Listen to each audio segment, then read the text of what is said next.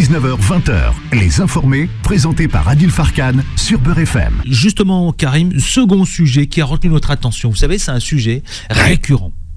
Récurrent, en permanence. Et ça dure depuis des mois et des mois et des mois. Je fais référence à la communauté musulmane en France. Les Français de confession musulmane ou la communauté musulmane. Eh bien, elle est de nouveau sous le feu des projecteurs. Jusqu'à quand ? Jusqu'à quand et comment ils vivent tout cela ? Mal pour beaucoup, puisque beaucoup se posent la question de vouloir se barrer de la France, de quitter l'Hexagone, Karim Zeribi.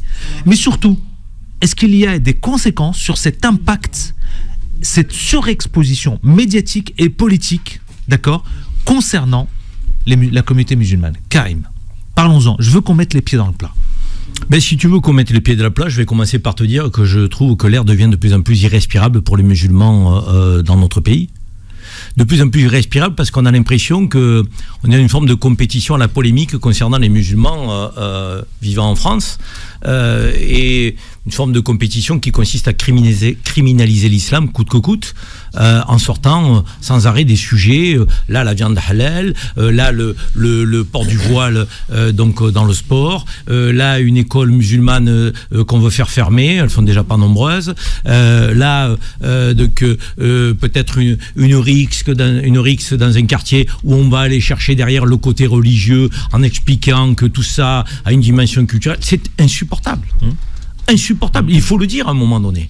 Il faut le dire parce que d'abord l'islam est une religion respectable, que les musulmans sont des citoyens respectables, et je considère aujourd'hui que nous ne le disons pas avec suffisamment de force, et que cette communauté de Français de confession musulmane prend des coups sans arrêt, est attaquée. Est-ce que ce sont, je dirais, des voix qui s'élèvent pour faire diversion ?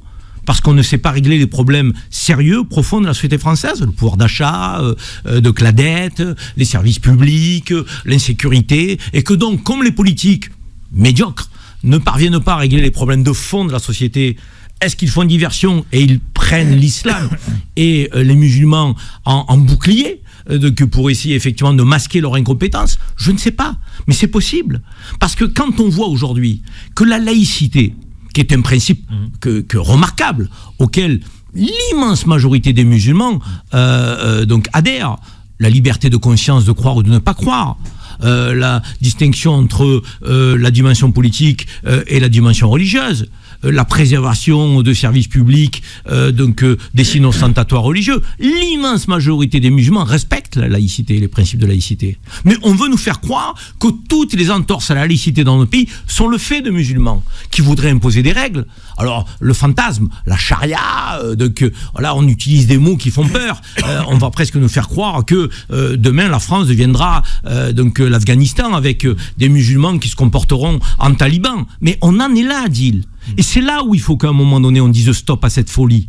Stop à cette folie parce que les musulmans sont des citoyens qui, encore une fois, pour leur immense majorité, respectent les lois de la République, respectent les principes de laïcité, demandent à vivre dignement, dans l'indifférence la plus totale, en arrêtant d'être pointés du doigt, essentialisés sans cesse. Qui sont les premières victimes de l'islamisme terroriste ? Les musulmans dans le monde. Donc ce ne sont pas les musulmans qui sont générateurs de cette dérive-là. Ils en sont les victimes. Et moi je considère, je sais qu'il y a des musulmans qui partagent mon avis, que quand tu verses dans une forme d'extrémisme, donc qui ne respecte pas les préceptes de l'islam, tu n'es plus musulman. Donc pour moi un terroriste, il n'est plus musulman. J'ose le dire à cette antenne haut et fort. Un terroriste pour moi n'est plus musulman. Donc je voudrais qu'on cesse d'appeler terroriste des musulmans. Parce qu'un musulman, il ne peut pas être terroriste. Un musulman ne va pas porter atteinte à la vie d'un innocent. Un musulman ne va pas faire du mal à l'humanité parce qu'il faut faire du mal à l'humanité gratuitement, de manière, je dirais, guerrière. C'est complètement aux antipodes du message de l'islam. L'islam est une religion de paix, de douceur, d'intelligence. Il faut aller chercher la connaissance, il faut aller chercher le savoir. Il y a des impératifs en islam. Et effectivement, si on a des gens qui se prétendent musulmans et qui ne respectent pas les préceptes de l'islam, on ne peut pas essentialiser et criminaliser l'islam. On ne peut pas essentialiser et dire que tous les musulmans seraient des extrémistes. C'est inacceptable, c'est scandaleux. Et aujourd'hui, on voit une France qui dérive, qui utilise la laïcité telle une arme contre l'islam et les musulmans. On prétend effectivement que le foulard dans l'espace de la public est un problème. Et c'est un problème pour qui, Adil ? Une femme qui porte le foulard et qui n'est pas obligée par un homme à le porter, mais c'est quand même son libre choix. On va l'accepter. Une sœur catholique qui rentre dans un couvent, on se demande si elle est forcée par son père ou par son frère pour entrer dans un couvent, faire vœu de chasteté, porter le voile aussi, donc, et être coupée de la société. On ne se pose pas la question. On dit c'est son choix. Elle a envie de rentrer en connexion avec Dieu, à sa manière, à la manière dont les catholiques peuvent aussi le prescrire. Donc pourquoi ce ne serait pas acceptable pour une femme de confession musulmane qui, dans sa relation à Dieu, a envie de porter le foulard ? D'ailleurs, il n'y a pas de jugement de valeur. Une femme qui porte le foulard n'est pas une meilleure musulmane de celle qui le porte pas. Le sujet n'est pas là. Je veux dire, donc, et donc pourquoi mettre en compétition celle qui le porte et celle qui le porterait pas ? Donc laissons les femmes libres de leur choix. C'est quoi le féminisme, Adil ? Si c'est pas le libre choix des femmes de se vêtir comme elles le souhaitent. Alors ça veut dire qu'une femme donc serait libre quand elle met une jupe très courte qui montrerait presque ses parties intimes, mais une femme qui porte le voile par pudeur, elle, par contre, elle n'est pas respectable. Elle se couvre les cheveux, qu'est-ce qui se passe ? Donc il y a un problème, on l'a peut-être forcé. Mais il y a des femmes qui portent le voile. Le père est surpris quand elle rentre à la maison. Il pose la question, pourquoi ma fille tu as décidé de le porter ? Papa, c'est un libre choix. Et pour des filles qui parfois n'ont pas de frère, il n'y a pas un homme derrière. Donc on peut l'accepter, on peut le tolérer. Je veux dire, à un moment donné, un peu de tolérance. La laïcité, ça n'est pas une religion contre l'islam. Et certains utilisent la laïcité de manière extrême. J'appelle ça du laïcisme. C'est la laïcité poussée à l'extrême pour l'utiliser contre une arme. Les mamans qui, sortie scolaire, Adil, comment se fait-il que ce soit un sujet ? Une maman qui sort de chez elle, qui se propose d'accompagner les enfants en sortie scolaire, donc elle fait don de son temps, donc elle est là, elle est au service de l'école publique, républicaine, laïque, donc, et elle, on va lui dire, ah mais non, vous posez problème, vous portez un foulard. Mais en quoi elle pose problème, la maman ? L'enseignante, je comprends. Je suis favorable à ce que les enseignants ne portent pas de signes religieux. Je suis favorable à ce que les élèves n'en portent pas dans l'école publique républicaine. Je suis favorable que les détenteurs de services publics ne le portent pas. C'est la loi française, il faut la respecter, et je veux effectivement que tout le monde la respecte. Mais quand tu es une maman, tu n'es pas institutrice, tu n'es pas payée par l'éducation nationale, tu rends service à l'éducation nationale. Dans bon nombre de cas, si ces mamans n'étaient pas là, il n'y aurait pas d'encadrant dans les sorties scolaires. Une fille qui fait du sport, aujourd'hui on va t'expliquer, ouais mais elle fait du sport, il faut qu'elle enlève son voile. Mais il gêne qui le voile quand elle fait du sport ? Elle fréquente des filles qui n'en portent pas. Karim, j'ai une nouvelle à vous apporter. Le Sénat a adopté une proposition de loi pour interdire les ports. Le port, par exemple, des signes religieux dans les compétitions sportives, c'est tombé tout à l'heure. Hein. Et notamment, vous savez quoi ? Et notamment le voile dans l'ensemble des compétitions sportives, y compris au niveau amateur. Mais Adil, avec un soutien c'est plus facile. Voilà. De statuer sur ça au Sénat que de statuer sur l'augmentation du pouvoir d'achat pour des smicards qui sont au nombre de 2 millions en France et qui n'arrivent pas à finir les fins de mois. Ah, c'est sûr que là, les politiques, ils sont pas au rendez-vous.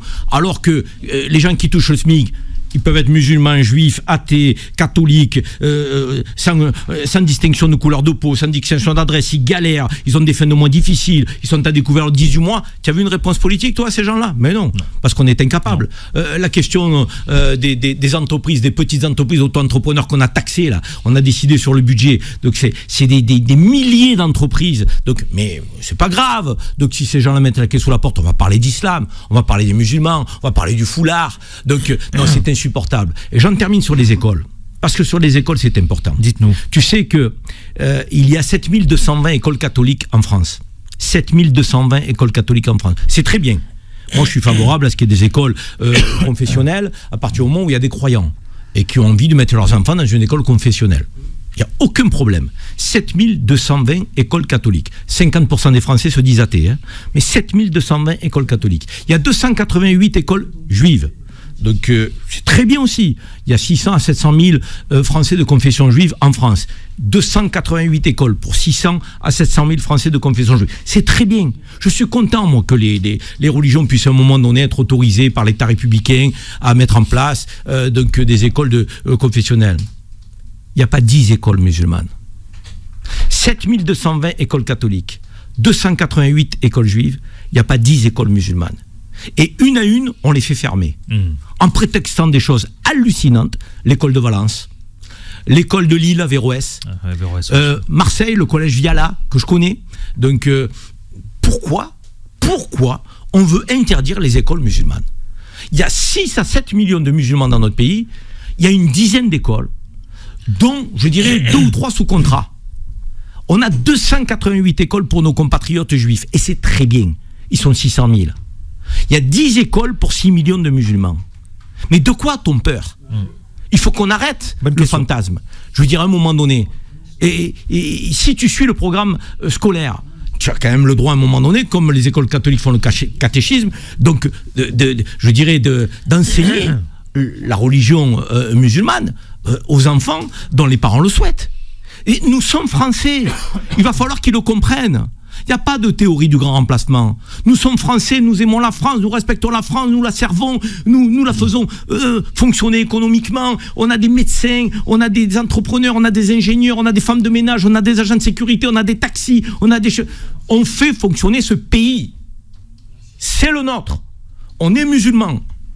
Comme il y a des juifs, comme il y a des catholiques, comme il y a des athées. Mais vivons ensemble. Arrêtons de nous pointer du doigt. Arrêtons de nous chercher des poux sans arrêt. D'avoir le délit de faciès, le délit de patronyme. Tu te rends compte les débats que l'on a dans notre pays? Ah ouais, mais si tu as un prénom français qui n'est pas dans le calendrier, tu n'es peut-être pas un bon français. Ça veut peut-être dire que tu n'aimes pas la France. Adil Farkan n'aime pas la France. Mais Adil Farkan est journaliste français. Il a toujours respecté la France. C'est un exemple de citoyenneté. Et on va te dire parce que tu t'appelles Adil? Ah non, mais Fatima, Mohamed, Karim, ça va pas. Mais changez de prénom. Démontrez que vous aimez la France. On a plus de 20% dans l'armée française de militaires de confession musulmane qui n'ont pas changé de prénom, qui servent les couleurs françaises, qui sont sur des théâtres d'opération. Il faut qu'on arrête de nous enfumer. Il faut qu'on arrête de nous mentir.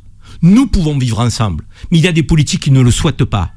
Nous pouvons faire communauté nationale. Nous pouvons partager des valeurs communes par-delà nos différentes religions.